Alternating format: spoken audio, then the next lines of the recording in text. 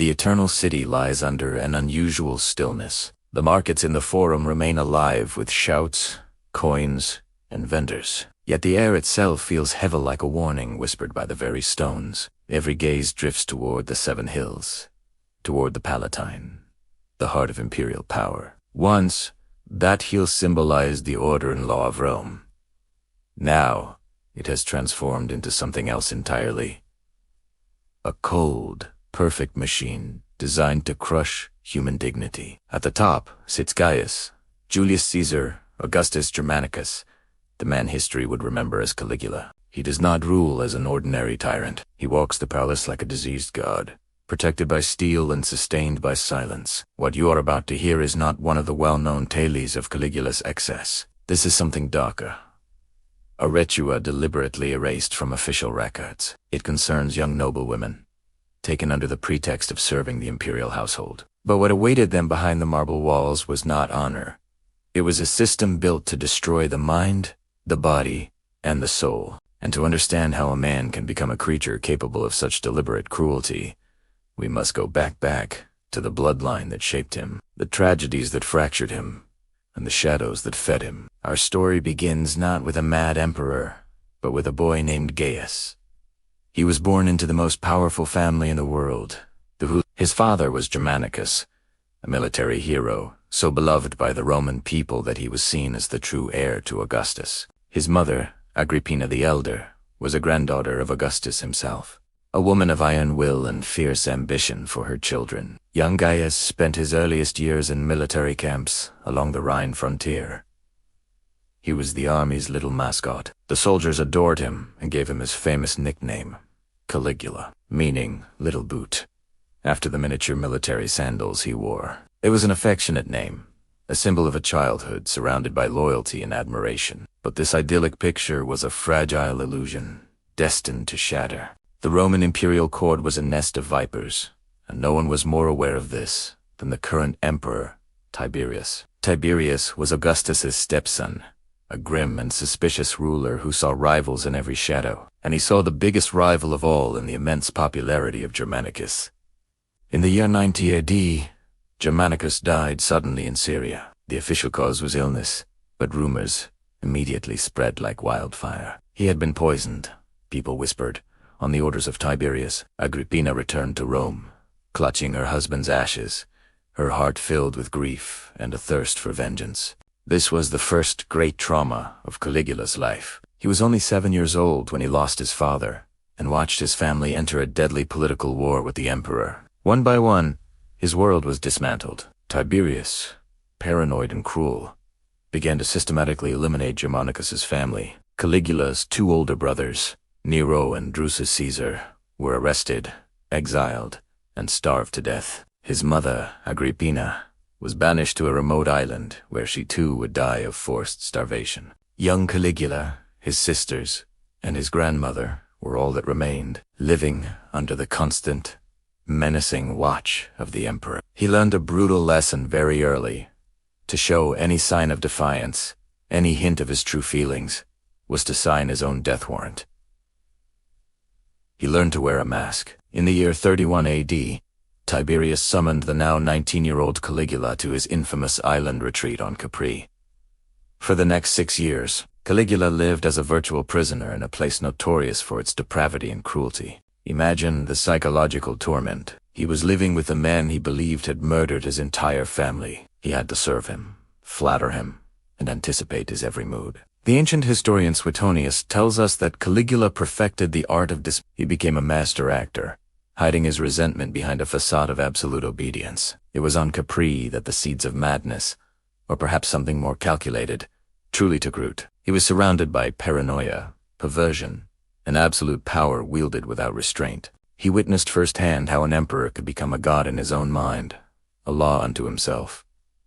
This was his education. This was the crucible that forged the future emperor. He learned that survival depended on becoming the monster, not just obeying him. When Tiberius finally died in 37 AD, the Roman people rejoiced, and their joy reached a fever pitch when it was announced that Caligula, the beloved son of Germanicus, was the new emperor. The transition was seamless.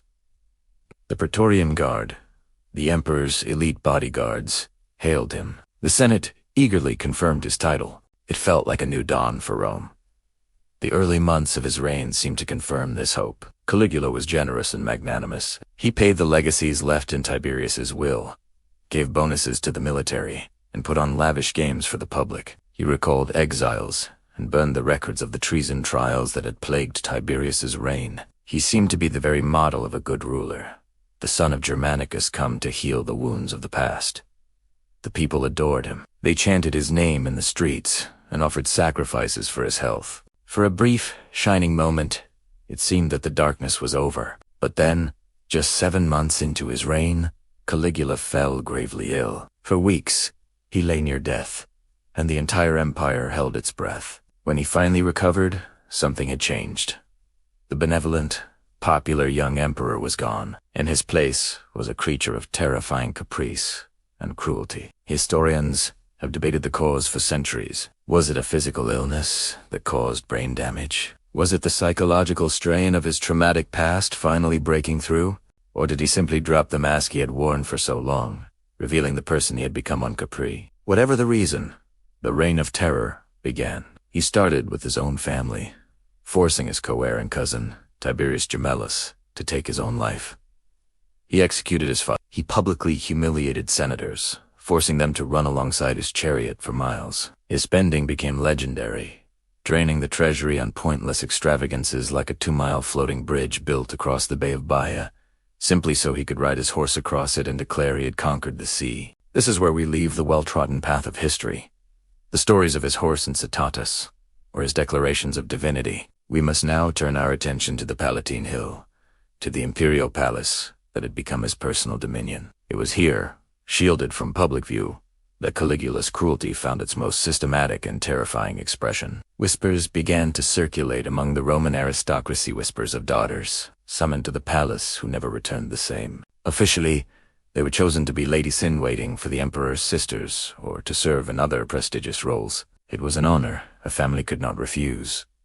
But it was a lie. These young women, from the proudest and most powerful families in Rome, were walking into a carefully constructed trap. This was not about mere pleasure or debauchery. This was a psychological weapon. Caligula had spent his youth being powerless, watching his family destroyed by the imperial system. Now, he was the system, and he intended to use it to break the very spirit of the Roman elite, the class that had stood by and watched his family perish. What happened inside the palace was a ritual of degradation, methodically designed to strip away identity, dignity, and hope. Upon arrival, the young noblewomen were separated from their personal attendants. Their fine clothes and jewelry were taken, replaced with plain, uniform tunics. Their very names were suppressed. They were given new names, often demeaning or generic, severing the last link to their families and their past lives. They were subjected to a grueling regimen of pointless, repetitive tasks, designed to induce exhaustion and mental fatigue. They were forced to maintain absolute silence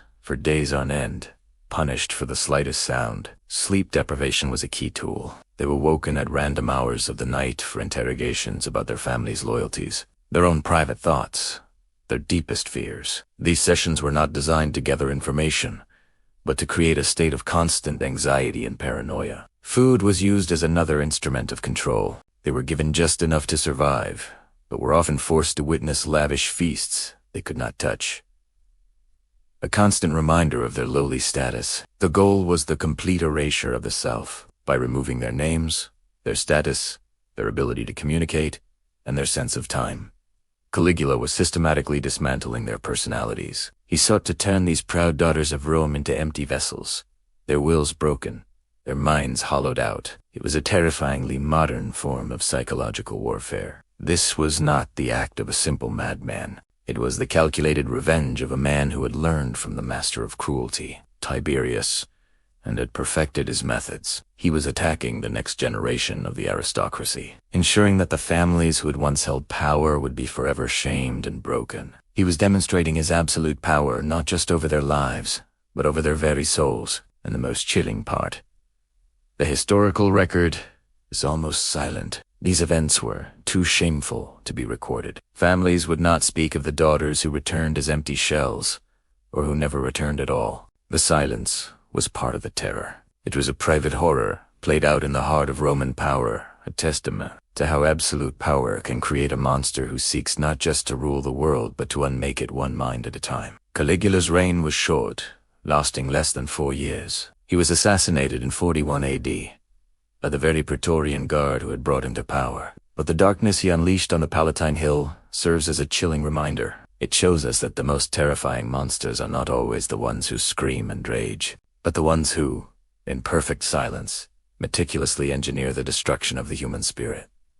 Thank you for watching. If this exploration of the hidden corners of history intrigued you, please consider liking this video and subscribing to the channel for more deep dives into the stories that time has tried to forget. Let us know in the comments which historical enigma you'd like us to investigate next. See you in the next one. He was the adored son of Germanicus, the most beloved general in Roman history, a man who embodied valor, discipline, and moral virtue. Caligula's childhood unfolded not in peaceful villas, but in the harsh northern military camps along the Rhine. He learned to walk among iron-studded sandals, breathing the scent of leather and steel. The soldiers adored him, dressing him in a miniature uniform. They nicknamed him Caligula, Little Boots. But in that rugged frontier, his mind began to twist. There he absorbed his first brutal lesson.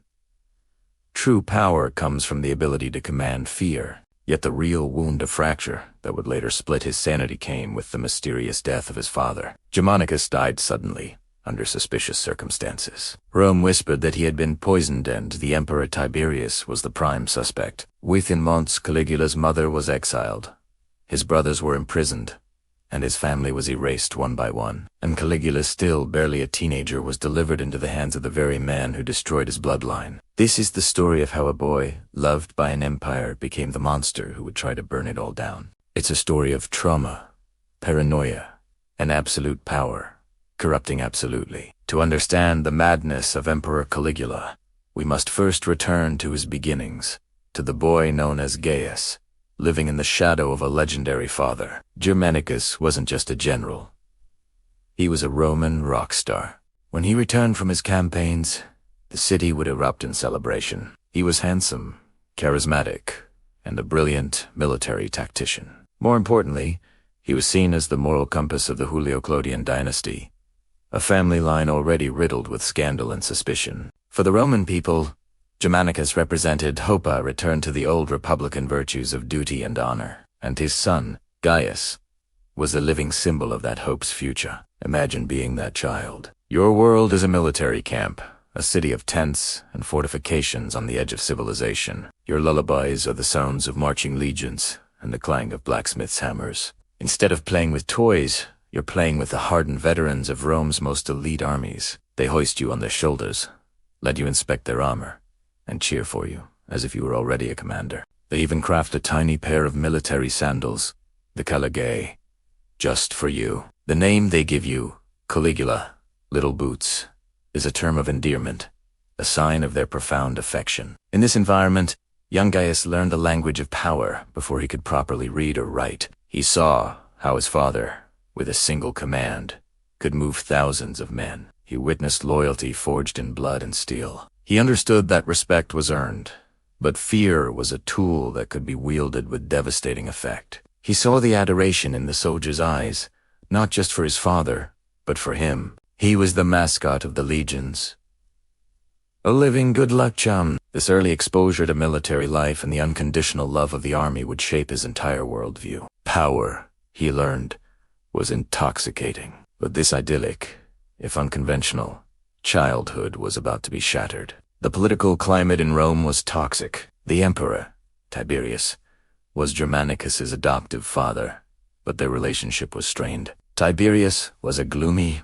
reclusive ruler who grew increasingly paranoid. He saw Germanicus's popularity not as an asset to the empire, but as a direct threat to his own authority. Every cheer for Germanicus was a silent jeer at Tiberius. The emperor decided to send his popular general away from the adoring Rhine legions, dispatching him to the eastern provinces. On the surface, it was a prestigious assignment. In reality, it was a form of exile. It was in Antioch, in the year 19 AD, that tragedy struck. Germanicus fell gravely ill.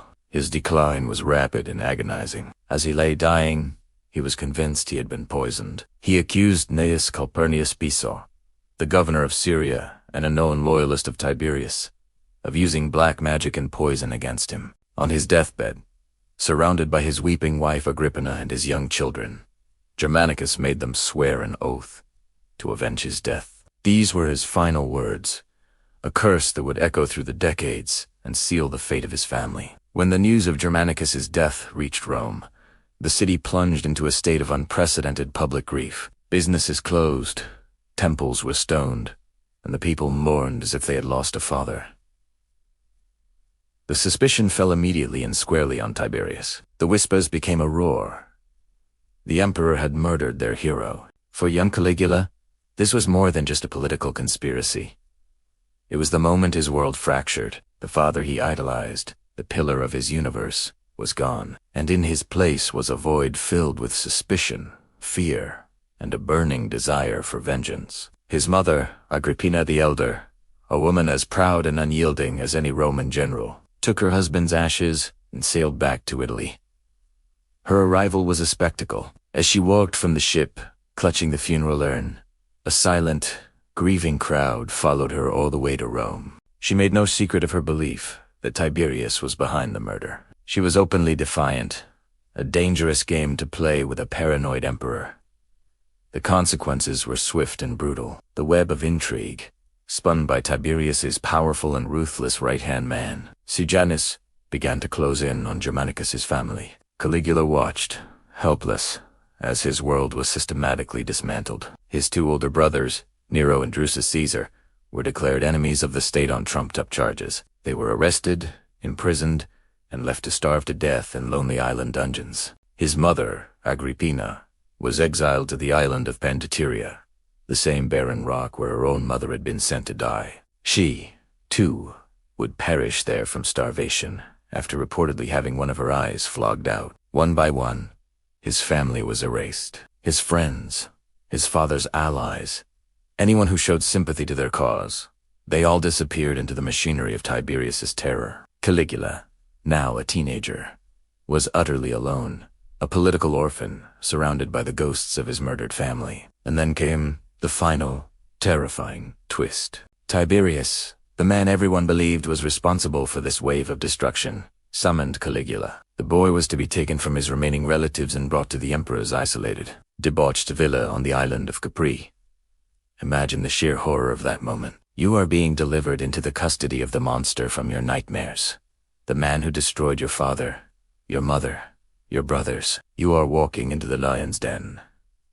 Life on Capri was a masterclass in survival. It was a gilded cage, a place of perverse luxury and constant, gut-wrenching fear. Tiberius was old, cruel, and unpredictable. His court was a nest of vipers, where a wrong word or a misplaced glance could mean death. Caligula had to learn to become a master of disguise. He suppressed every feeling of hatred, every memory of his family's fate.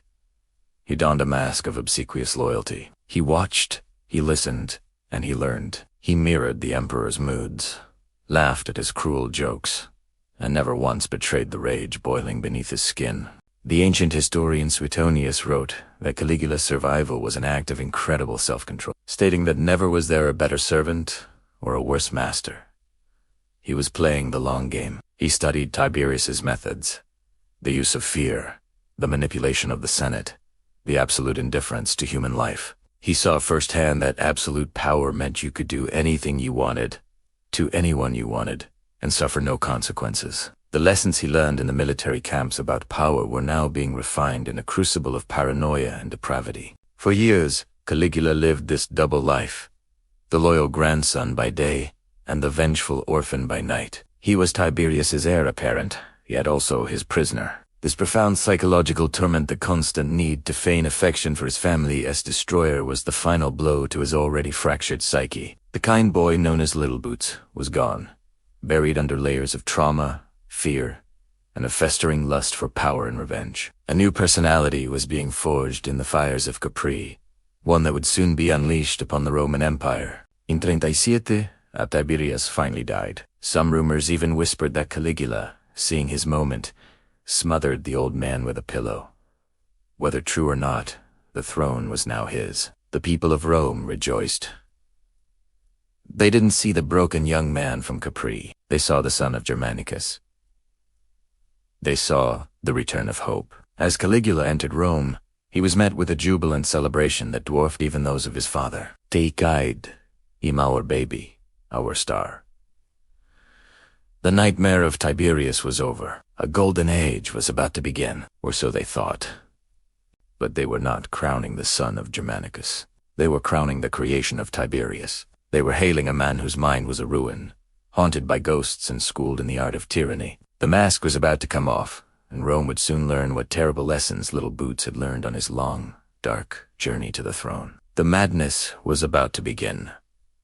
Thanks for watching. If you want to dive deeper into the twisted tales of Roman emperors, make sure to like this video and subscribe to the channel. Let us know in the comments which historical figure you'd like to see us cover next. See you in the next one. For 6 long years, the island of Capri was Caligula's world. To an outsider, it might have looked like paradise sun-drenched cliffs plunging into a turquoise sea. Lavish villas dotting the landscape, but for the young Gaius, soon to be known as Caligula, it was a golden cage, a beautiful prison where the jailer was the most powerful man in the world. The Emperor Tiberius. Imagine being a teenager, your family systematically destroyed by the very man you now live with. Your mother, Agrippina, the elder, a granddaughter of Augustus himself, starved to death in exile. Your older brothers, Nero and Drusus, imprisoned and left to die under horrific circumstances. The whispers of their fate would have reached Capri, carried on the sea breeze like a chilling poison. And every day, Caligula had to wake up and face their executioner. Tiberius, by this point, was old, embittered, and consumed by paranoia. He had retreated to Capri, ruling the vast Roman Empire from this remote island fortress. He saw conspiracies in every shadow, betrayal in every friendly face. And into this viper's nest walked Caligula, one of the last surviving male heirs of the Julio-Claudian dynasty. He wasn't just a guest. He was a political prisoner, a potential threat that Tiberius needed to keep under constant,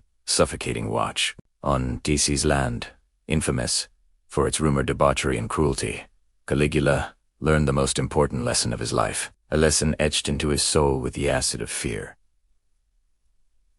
Survival depends on absolute self. He had to become a chameleon, a master of deception. Every genuine emotion was a liability, a weakness that could be exploited. So, he buried everything, the searing grief for his mother and brothers, hidden behind a placid expression, the burning hatred for Tiberius, the man who smiled at him over dinner while his family's blood was on his hands, concealed beneath a mask of obedience and admiration, the simmering desire for revenge, a fire that must have raged within him, smothered, banked down until it was nothing but cold embers, waiting for a breath of air to reignite. Ancient historians like Suetonius and Tacitus tell us Caligula became an expert actor.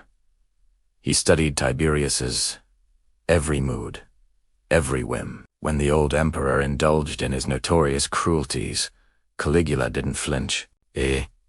Uploaded. When Tiberius made a dark joke at the expense of his dead family, Caligula forced a laugh. He mirrored the emperor's vices, pretending to share his dark appetites. He learned to smile at the man he loathed, to flatter the monster who held his life in his hands. It was a terrifying, daily performance, and the stage was an entire island. Think about the psychological toll.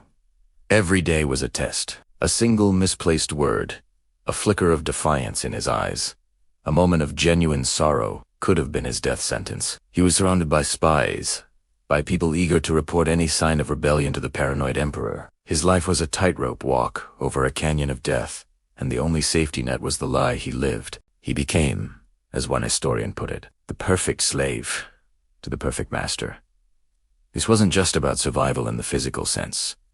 It was about the survival of his ambition. He knew, with the chilling certainty of a born dynast, that he was in line for the throne.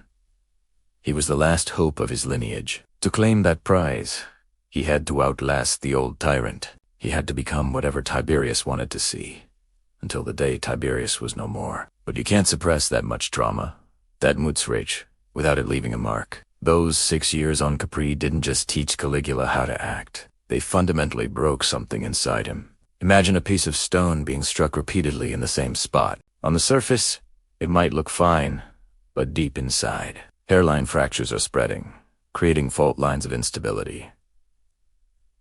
Caligula's mind became a landscape of these fractures, the constant performance, the denial of his own identity, the normalization of cruelty and paranoia all carved deep fissures into his psyche. The boy who arrived on Capri was a victim of immense trauma. The man who would leave was something else entirely. He was a survivor, yes, but a deeply damaged one. Tiberius, in his twisted way, was Caligula's mentor. He didn't teach him how to rule with justice or wisdom. He taught him that power is absolute, that cruelty is a tool, and that sentiment is for the weak. He showed Caligula that an emperor could do anything he wanted, without consequence, as long as he had the power to enforce his will. Caligula absorbed these lessons in silence, adding them to the toxic brew of his own suppressed rage. When Tiberius finally died in 37 AD, the performance was over. The cage door swung open. The people of Rome rejoiced, seeing in Caligula the handsome,